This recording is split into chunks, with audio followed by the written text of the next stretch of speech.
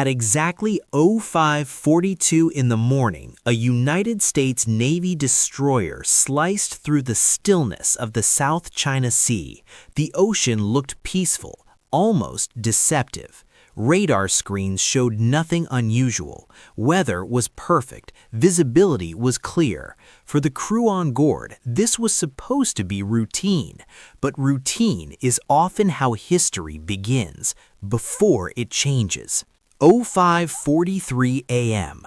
The warship was conducting a freedom of navigation operation, a mission designed to send a message without firing a single shot.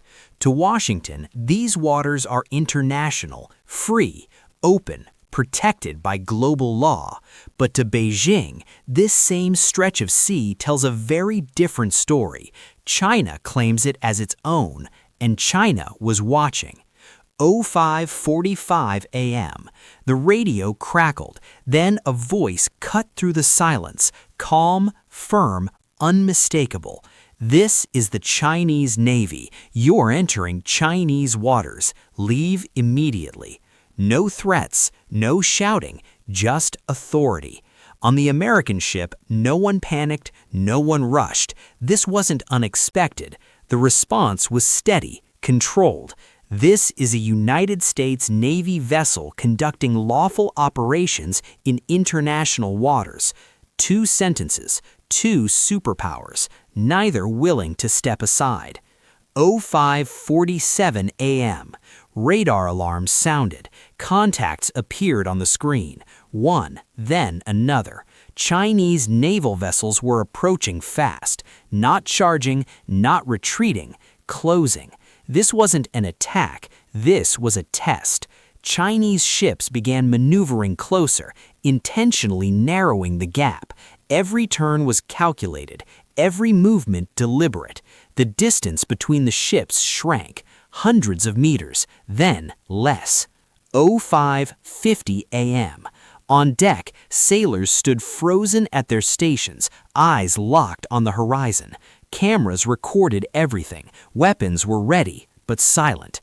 No missiles, no gunfire, just tension thick enough to feel. This wasn't about firepower. Everyone knew how this would end if shots were fired. This was about resolve. Who blinks first?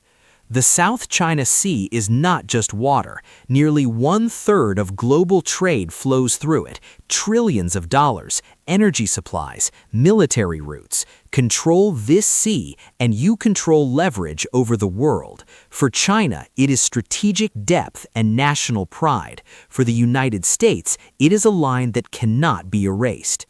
05:55 a.m. For long, dangerous minutes, the ships sailed side by side, close enough to see faces, close enough that a single mistake, one wrong turn, one misunderstood command could ignite something far bigger than either crew intended. Then, slowly, the Chinese ships adjusted course, not backing down, not surrendering, just disengaging. The challenge had been delivered. The message was clear. What happened that morning was not an isolated moment. Encounters like this are increasing. Warships cutting across bows, fighter jets flying within meters, lasers aimed at cockpits. Each incident pushes the edge closer, because wars don't always start with declarations. Sometimes they start with accidents. China's strategy is often called gray zone warfare. Not peace, not war, constant pressure, a steady campaign to reshape reality without firing a single shot. Each challenge sends a message: these waters are ours. Each response sends another: they are not. After the encounter, official statements followed. China accused the United States of provocation. The United States reaffirmed international law. Polite words, carefully chosen, but behind them lies an uncomfortable truth. Neither side is backing down. This is not Cold War history. This is happening now. More patrols, more challenges, more close calls. The ocean is more crowded than ever, and patience is wearing thin.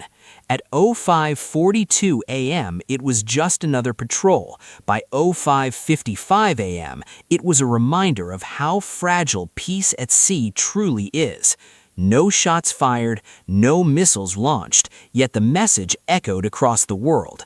The South China Sea is no longer just a trade route. It is one of the most dangerous chessboards on Earth, and the next move could come without warning. Thanks for watching.